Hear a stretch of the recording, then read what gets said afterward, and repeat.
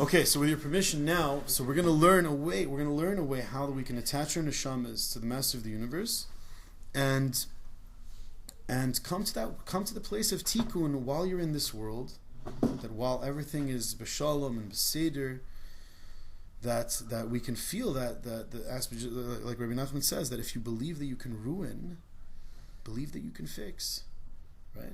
So a person is so mechazik himself to know that, I messed up, I did this, that, I did all the other. But when it comes to the aspect of tikkun, people don't speak about that so much. That how a person could lift himself up. You have to believe it's the same belief. Just like a person could fall, you have to believe that you could fix.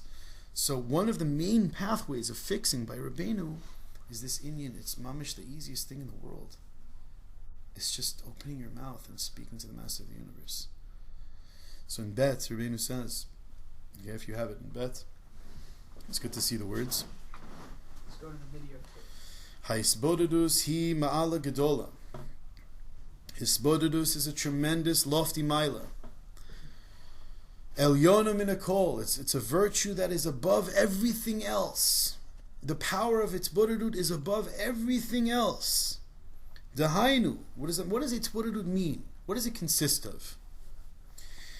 Likboa lo al kol panim shal yoter litboded levado be'ezeh cheder. To take for yourself an hour or more, to close yourself in a certain room, to shut off the world, or besade, or in a field, ulefarish sichato ben levein kono, and to explain your words, to bring out your words in front of the Master of the Universe, b'ta'anos v'amtalos, with different tainas, with different arguments, so to speak, with different aspects that you speak to him, b'divrei chen v'ritzui upius, with words of thanking, of appeasing, of grace. Lavakish u'leitzchanen lefanav yitzbarach, to request and to beg in front of the Master of the Universe. Shekarvewe lov la'avodaso be'emes, that he should bring you close to him. He should bring you on this path of avodat Hashem in truth. U'tefila v'sicha zu, and prayer on this level, it should be beloshen shemedabrim bo. It should be in your language. If it's in English, it's in English. If it's in Farsi, it's in Farsi. Right? It doesn't have to be in Lashon HaKodesh. He says, Dahainu b'medinateinu b'loshen Ashkenaz. In our towns, it was Yiddish. Ki b'loshen HaKodesh. Why not Hebrew? You were talking about Hebrew. Why not Hebrew? He says, because b'loshen HaKodesh kashelu lefarish kol sichato. Not everyone can explain everything they have to say in Lashon and Hebrew. Right? So he says over here, V'gam ein halev nimshach achrei diburim.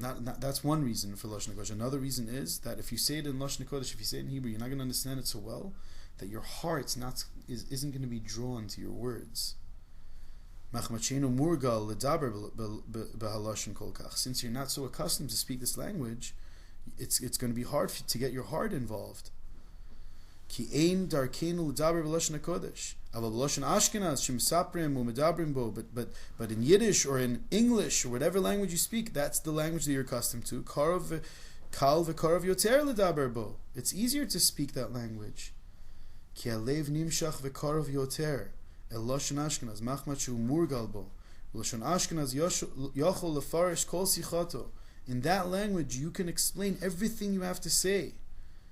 Everything that's going in your heart, whatever's happening in your life, say it over to Hashem. Whether if you regret certain things, you want to do tshuva from the past, or whether it's requests. That you want to come close to Hashem Yitzbarach. From today and onwards, I want to come close to Hashem from today and onwards. Whether if it's about that. And things such as this, or whatever there is in your heart that you have to get out. Chad lefum darge, everyone according to his level. Rabbeinu says, "V'yizar ma'od lahargil atzmo la'atzmid bezeh midiyom b'yom shah miyuchedet kanal." That everyone should accustom themselves, that they should be able to, that they should set aside 1 hour specifically for such a purpose.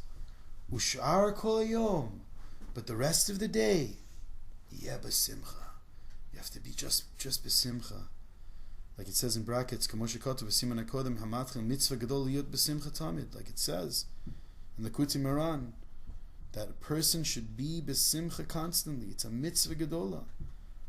V'anhaga zuhi gedola b'mala meod meod. And this, if you accustom yourself to this, to speak to Hashem every day, if you set aside that hour, he says it's such a lofty practice. V'hi derech ve'etze tova. It's a path and it's proper advice. Meod litzkarav elav yitzbarach, to come close to Hashem. Ki zot hi etze klalit, because this is the general advice. Shekolel hakol, that's all encompassing. Ki al kol ma sheyechsar lo ba'avodat Hashem, because on whatever is lacking in a person's life, or im hu rachok legamre mikol v'kol ma'avodas yitbarach, or if he feels he's not connected to avodas Hashem, he doesn't feel like when he comes to shul, he feels like he feels like he's dead. He doesn't feel alive. He's just saying the words of mincha because, he wants to be a good boy for HaKadosh Baruch Hu, which is great. But he doesn't feel that intimate connection. What's he going to do? He says, on all this, hakol yefar sichato, you can put this into words. Request from Hashem, Hashem, help me. Now Rabbeinu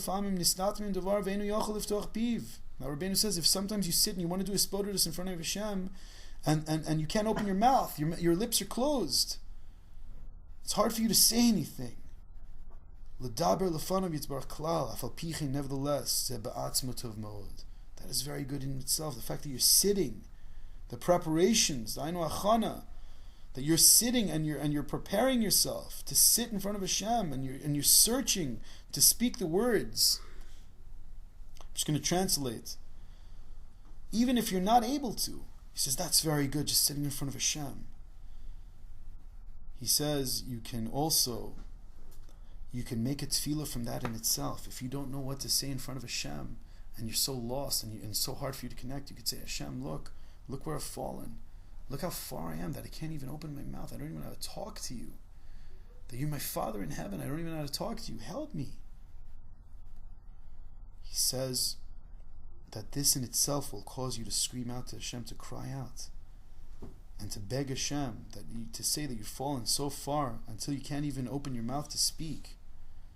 And you can request from Hashem rachamim, compassion, and that He should forgive you and He should open your mouth. He should have compassion on you, that you can connect through that medium of speech, that you can explain everything that's happening in your life, because there's such a closeness that a Jew can feel when he opens his mouth to HaKadosh Baruch Hu. And you have to know, he says, how many tzaddikim were in the world that they did this, that they practiced this, right? He said you should know, he testifies, Rabbeinu testifies on all the tzaddikim, he says you should know that they didn't come to their lofty levels. The only way they reached their lofty levels was through this medium of speaking and communicating to HaKadosh Baruch Hu in their own words. So he says a smart person would understand from this, that just from this itself, how important this practice is. That it's ha'ole lamala, he says. It goes beyond. It's above and beyond. It's something that is equal for every soul. Every soul in the world. My friend was on a bus in Mesharim, and every day he got on the bus, he sat next to this Hasidic kid. It just happened to be the same bus. It was like the seat open. It was like one seat was open, and it was next to this little blonde Hasidic kid, sitting there with his garb, So he sits next to him, and one day he says, let me talk to this kid a little bit. He says, it's Min Shemayim. I'm sitting next to him every day. He says Shalom Aleichem. He says me. So then he asks the boy. He says, you're Hasidic. What Hasidut are you shaykh to? What Hasidus are you part of? I always ask people that question. So the boy says, I'm Breslov. I'm shaykh to Breslov. So the guy, my friend, was he was learning some pieces of Likutei Moharan. He just started. He wasn't so familiar, but he knew Rebbe Nachman was the deepest of the deep. So he said, this little kid's telling me he's Breslov. He laughs. He's like, yeah, what shaykhs do you have to Breslov? What? So then he's like, he thinks himself. He's like, what? Okay, do you do hisbodedus? He's like, yeah. So then the kid's like, yeah, sure I do hisbodedus. So then he's like, what do you mean? When do you get a chance to do hisbodedus? He's like, yeah. He's like, when I finish, yeshiva, like, cheder, whatever, yeshiva. And he's like, before I come home, there's like a little park, and like I just go in that little park. There's like, a tree. I stand by this tree and I talk to Hashem every day. This little kid's telling me he speaks to Hashem every day. He speaks an hour to Hashem every day. And he davens for his family. He davens for, should be close to Hashem.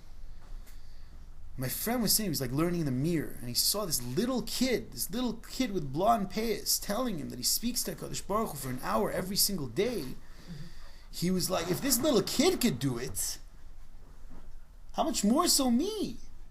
I'm sitting there every day, I'm learning Rishonim, Achronim, I'm davening this. Why don't I communicate with Hashem? There's a lot of people out there that are suffering, that they could be, learning every day.